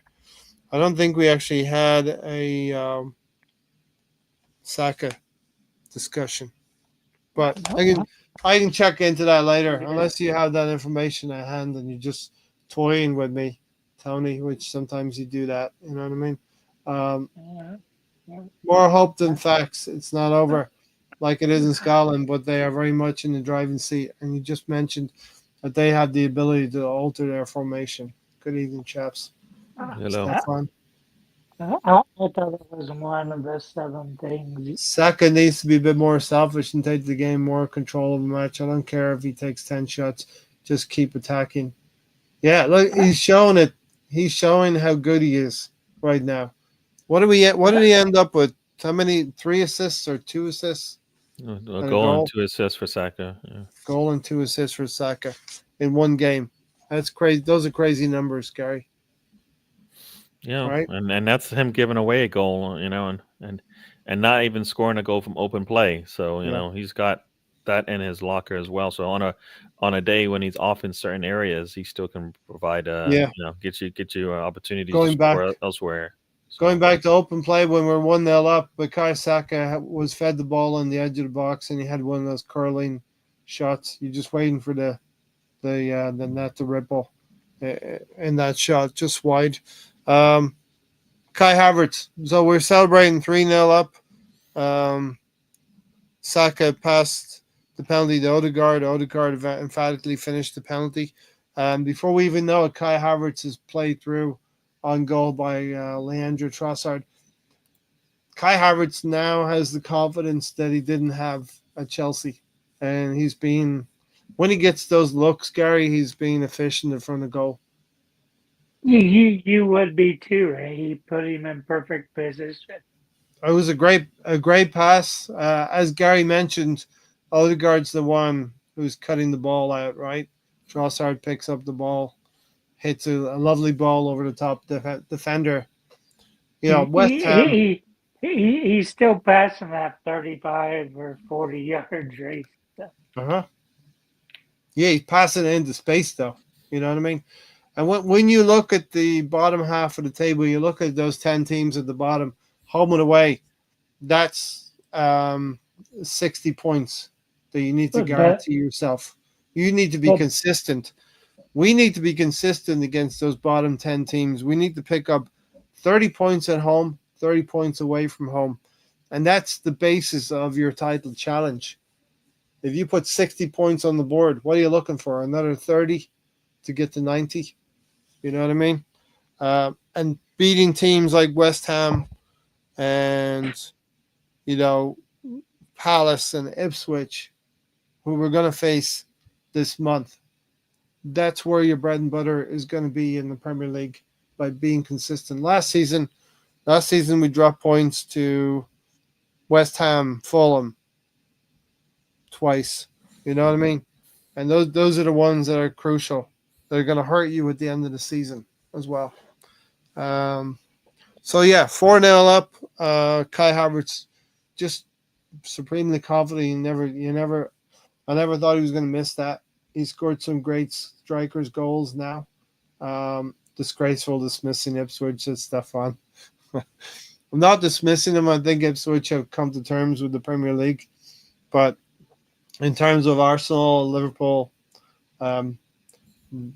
they will be looking at those teams and saying, yeah, we need to get 6 points against Ipswich for sure. And then we have that crazy period, where we lose that goal through a lapse of concentration, something that just can't happen this season. If we're going to be watertight at the back, we need to be watertight at the back and not concede a lapse in concentration for Wan-Bissaka to get behind you. Just a run. You've missed the runner. You haven't That's gone. Martinelli. It doesn't happen, right? I can't say that for sure. Martinelli's a much better defender than Trossard. But he's been there's no you're trying to somehow bring they're not even close. Trossard Martinelli is to a better defender. Martinelli missed Bailey against Aston Villa. Martinelli missed Bailey last season. He did Calafiori should have been there. It He should have was been. no Trossard was there on the outside. He comes off the edge of Trossard. I know there's another defender right next to Trossard, but when you're in the back line like Trossard was, you can't let that guy run off the back of you. I'm sorry. It doesn't matter if there's a Thanks, defender Tom. out there or not. He's the defender at that situation. All right. And then that's Calafiori. That's on Trossard. You cannot let somebody run off the back of you. That's Calafiori's job. No, it can't be because He- Trossard is he's the man left who's back. defending him. No, can't it's a be. Left defender. back. Yeah, but at some point, a winger is going to pass off the fullback. That wasn't a pass to- off. He just let him run off of him. By the time there's a pass off, and it's just like I didn't even do my A job. handoff. I mean, no. The defender That's is like- not at fault That's here. like Not for that one. Gary. He left his shift without telling the new guy what's happening. Exactly. I'm not going to defend this guy who's running off the back of me, and I'm not going I'm to let anybody taking- know about it I'm either. taking my lunchbox and I'm going home, and the nuclear plant has been operating. I'm not going to blame that one on the defender. No way. I'm not going to No. tell you how the nuclear plant has been operating. That- I'm just going home. Homer Simpson. Guess Homer what? Simpson did. Guess what? The announcers blame Calafiori there. Yeah. Gary, If you saw how he run off the back of Trossard and you go, oh, wait, the defender, how is he supposed to know that? Guess what? I'm not even going to defend this guy. I'm not going to tell you I'm leaving the area. I'm just going to let him run out. Nah, come on. Tony, the commentator. The commentators are idiots, Tony. You know this. They tell you Yes, stuff you don't that is have a to lie. listen. You don't have to take You everything they want say. to believe Like, the commentator you're- now? So Use you your own think judgment, you, Tony. You think Lee Dixon's an idiot? I think the offensive player let a guy run off the shoulder. I think that happened. Yes. And if his Sometimes- thing is the defender should know this, not like in that situation. Come on. Tony, If he's up the pitch, I get it. But he's you standing. can look at it and draw your own conclusions as well, Tony. Tony should be a commentator. Did you see what Calafiori did after the goal? Yeah. I'm watching because it's on like Ars blog has on his thread that his blog that he puts out. He puts that, and yep, Calafiori is a little bit higher up, but Trossard is standing right next to Wan-Bissaka, right there. Yeah. I mean, But in those moments where a winger wants to pass off responsibility to the fullback, Trossard is passing off responsibility to Calafiori. That's the moment where Wan-Bissaka. if he wants him to come out on him, he has to call him over long before because Trossard is the one that clears the ball off the right side all the way, and he crosses it. He clears it all the way to the other side of the pitch. So at that point, if he really wanted to bring Calafiori over, he calls him over. He doesn't do that. He stays right there. Wan-Bissaka actually runs all the way back to where the ball is, in line with the ball, and now he has a dead sprint at the back of Trossard. Basically set him up. It's not Trossard's fault. It is his fault. You cannot leave your defender like that. We talk about this all the time. Your back line is only as good as the players in front of it. Right. Did you catch what Raya did after that goal? What Raya did at that? Did he? Let's see what he did. David Raya. Let's see the goal and scored. So you. David Raya didn't really have much of a chance upside down, Tony. Yeah, Raya gets Tony, how come you fix yourself for some podcasts, but you don't fix yourself? Sometimes you're upside down, sometimes you're not upside down. So sometimes I need to charge my phone. Right? Can you turn your thing upside down and then you would be correct? I don't know, right? Oh, look at that. Hard to do. Look at that. Did that work or no? Anyway, we'll track on. All right, Gary. Your man in the match for yesterday. It's a tough one because I know Saka got it, but I was like, I mean, he's got 3 GA. I don't know how else you take it away from him. Exactly. Um, I'm giving yeah, it to yeah. Bukayo. I guess it's for me. It's Saka again. Even though like the last game that we did this for, it was like Odegaard should have gotten it, and today we saw why Odegaard could have gotten it today. I mean, yes, he has no GA to show. He doesn't have. He got a goal, but it wasn't his doing. But you can see the difference that he makes for the squad. Yeah. So you're not giving him a goal? I'm You giving got a him the goal, goal, but you're but not giving him. that's not why he would get player of the game for me. So I guess it's Yeah. easy one for me, Saka. Yeah, I definitely Tony. I'm going to give it to Bukayo Saka. Listen, if Arsenal are going to chase down Liverpool as we want them to do, it's going to come with Bukayo Saka continuing to play as he did in this game and in previous games this season. But do you give it to him every game, or do No. you look at the Brazilian Sure, I center mean, back? when a guy has two assists and 1 goal, you can't but not give it to him because he's clearly been the best player on the field. He's dragged us forward. He's scored a penalty. What more do you want from him? You know what I mean? I'd bring Nwaneri back for a third spell. I bet he gets at least 10 goals. I shut him up, Gary. I shut him up. No, I'm not joking. Bukayo Saka halfway to that Premier League record. Thierry Henry's 20 assists. Yeah, we'd like to push on with some goals as well for Bukayo Saka. Hopefully he does better than the last guy that we were doing this countdown for. Yes.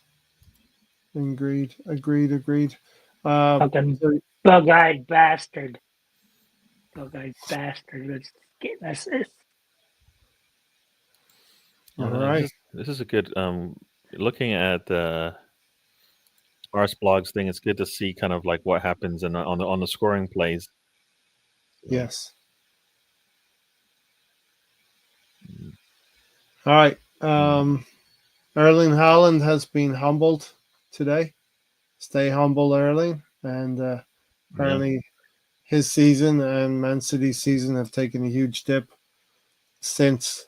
And actually, if you look at, I'm looking at that play now. Jorginho deflects it. It goes to Odegaard, who tips it forward to Trossard, who then pushes it all the way. It makes a long pass. So, I mean, that was just basically the whole midfield, basically right there, just basically got that goal for us. So, yeah. Sorry, yeah, no, it's a tough one. Saka definitely because of the GA, but if we had won 2-1, 2-0, probably could easily have gone to anybody else on that pitch, defensively or in the midfield. So. And maybe just to annoy rival fans as well, we can talk about Nicolas Joubert because some of our rivals don't like set piece coaches getting kudos for what they're doing. But Arsenal are bringing it when it comes to set pieces as well. You just wonder what they're concocting for the next game. I just like how they finally changed what they were doing. It was always Gabriel being the further player back and making that run into space because nobody had time to cover him. Yeah, and he's a beast. When he gets into that position, he's a beast. Arsenal 9 points in second place, 9 points behind Liverpool. Liverpool to Newcastle. I think Newcastle have to be desperate to get a win at home. I think they'll be in a similar situation as when we face them. So I hope they give Liverpool a good game on Wednesday, take some points off Liverpool. We've got to take advantage, Gary. Manchester United coming into the Emirates on Wednesday, and Ruben Amorim has won comprehensively against Everton, but I think it's too early for him to really have changed anything meaningfully at Manchester United. Yeah. Ray, have you did your homework yet? Yeah, I believe I did my homework, but it might not be whatever you think you've administered to me. I administered to you something that you never do. You never include the fucking midweek games into the upset challenge. So you Yes, were Dude, you you were can barely so make it on time when you know it's going to be on a Friday, Saturday, or Sunday. Now you're thinking I'll be okay to do it when it's a Tuesday or a Wednesday. I yes, think I think it's fine the way it is. I think it's fine the way it is. yes. And then because for me, what ends up happening then later on, right, is when they have the cup matches and it gets and those games get rotated in and out of the lineup. It gets even more challenging. I think it's Yeah. fine the way it is. He That's me. just That's me. he Tony he wants to. just Tony, you don't need any extra appointments on your on your list of things that have to be done each week. I just would not want Tony to be my teacher, my English teacher, my history. No, definitely not history teacher, because he'd know everything, and none of the pupils would know anything when it comes to history. You know what I mean? Um, but yeah, I do have the list ready to release, Tony. I will be releasing, so we can do a midweek upset challenge. Mm. 9 points is a hell of a gap. It is, Stefan. It is, but I'd see Liverpool as that horse that has taken the lead, um, but we still have 2/3 of the race to go. And can they be caught? You know what I mean?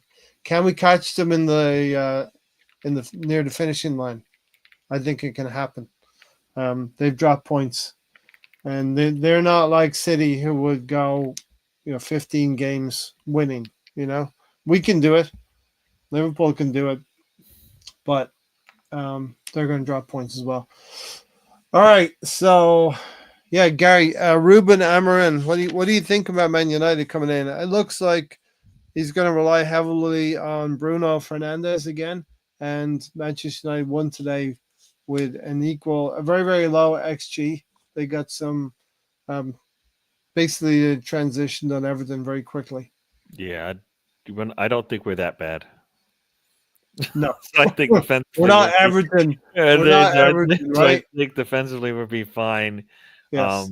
They should be able to beat up these teams because they do have talented players, but they don't have a squad just yet. So I think we have to show them what kind of the gap As long and as where we we are with them. So and we can do that. I mean, as long as we man up against the likes of Rashford and any of the other forward players that we're going to meet, yeah. Xerxes, Garnacho, Yeah. I think we If can give Arteta them. plays scared, it'll look like the last time we played Manchester United, if you remember that one, and they almost took a lead on us and stuff like that. But if we play the way we're supposed to play, it shouldn't even be close.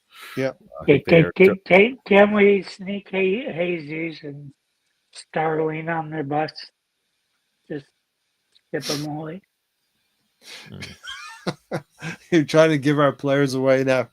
You know, as much as Sterling and Jesus don't give us anything, and that's very true. They don't give us anything. The one thing they do give us is resting players for 15 or 20 minutes a game. That's the minimum, right? That's the bare minimum, Gary. A terrible, terrible contribution to the squad. I mean, I don't want to we're play gonna someone that bring give you us rest. on, Yeah. Jesus and Raheem. We're gonna bring you on, but we know you're not going to score any goals. You're not going to create anything for us. Yeah. Yeah, then we're to wait until 7 minutes are left to put Yeah. Nwaneri on there All instead right. of 25, 30 minutes. Right. We're about at that time where we're going to sign off for everybody. Tony, do you expect a similar kind of team to be put out on Wednesday night against Manchester United, or do we change Uh, it? Can we change yeah, anything? We had a situation where Kieran Tierney even made the bench yesterday. So do we have enough in our squad, enough fit players now to be able to rotate anything, do anything against Manchester United? We probably have to go again and do the same thing, right? Put the same you team out. might you might rest Jorginho. You might bring Martinelli in instead of Pissarri. Yeah. No, other than that, you're not quite tinkering with anything. There's not a lot we can do, Gary, is there, in terms of switching up It the all lineup? depends on how bad the Partey injury is, the Partey concern. I mean, we do have to, is Gabriel? Is he going to be all right? Is that a concussion or is that something? Is that just something else? You Looked know what like I he mean? took a hell of a hit, right? Yeah, yeah. So What's weird is you could never really see the fist hitting him. You saw the impact of him hitting him, but you never I think it seen was a real blow. I think it was a real hook. I mean, it wasn't a Yeah, yeah, straight yeah. punch. No, it was a hell of a hook. It almost knocked him straight out. Yeah, yeah. Um. So yeah, listen, we'll be talking about it on Thursday night. Gary, you're gonna have a show tomorrow. Yep. It'll be on tomorrow, 7:30 p.m. on the East Coast, 12:30 a.m. for you guys across the pond. We'll be just talking a little bit more about this, and then I guess getting ready for the Manchester United match as well. Yep. It The comes up games are. pretty quickly. I mean, it's yeah. I mean, it's a good time of the year, right? The games are going to come thick and fast. Like I said, Liverpool go to Newcastle. Hopefully, Newcastle. They did. Isak had an injury, so there you go. Liverpool, if you want to call them being lucky in that respect, Isak will not be turning out for Newcastle against Liverpool. I mean, it's going to give an opportunity to some other players to step forward and play for Newcastle. Arsenal welcome Manchester United and Ruben Amorim. I do think it'll be a little bit early for Amorim to institute any changes, and early January they go to Anfield. So hopefully he's worked on Manchester United enough that he's going to make Liverpool a more difficult game than the Emirates will be for us. Um, Not overlooking Manchester United, you still have to get in amongst it and get those points, being 9 points behind. Gary, thanks for joining today. I know your time's precious and I appreciate it. Yep. Thank you for I having will me. hopefully see you guys on Thursday. Tony, thanks for being here. Yep. And And if you've had your share of Gary, you can go watch me talk to myself for 3.5 hours yesterday on my watch along of Survivor Series. we just talked. Did you have any guests with you, or you were talking to yourself? Truly, I was talking to myself the entire time. Rosie was kind enough to come in, come in and make a help. Okay. make a comment. It is. It was holiday. It was holiday season. So, yeah, less people. I think less people are showing up in general Yeah, these days. So. everybody's got to go out and get their shopping done and all that stuff. It's funny, like Russ says, I can't show up, or I might not be able to show up. But he never gives his reasoning. Yes. Hey, All people got right. lots of things down there. They might not just have the time. They got a time. So. All right. This December is going to be a big one for Arsenal, and hopefully they give us lots of gifts this coming month. December to remember, right? What? December to remember. December to remember. And on Thursday night, Tony, I promise I will study the homework that I should have known on Thursday night. So I'll get to study that right away. I don't know what I'm studying, but I'll try to cover all bases. Just make sure you add up the points we've gotten on Tuesday, Wednesday, and Thursday. I will. Arsenal go for 3 in a row on Wednesday night. Let's hope to get it. Come on, you Gunners. Thanks, Gary. Thanks, Tony. Take care, Thank you, everybody out everyone. there. Thank you. I will see you tomorrow night with Gary and Thursday night back here. Take care.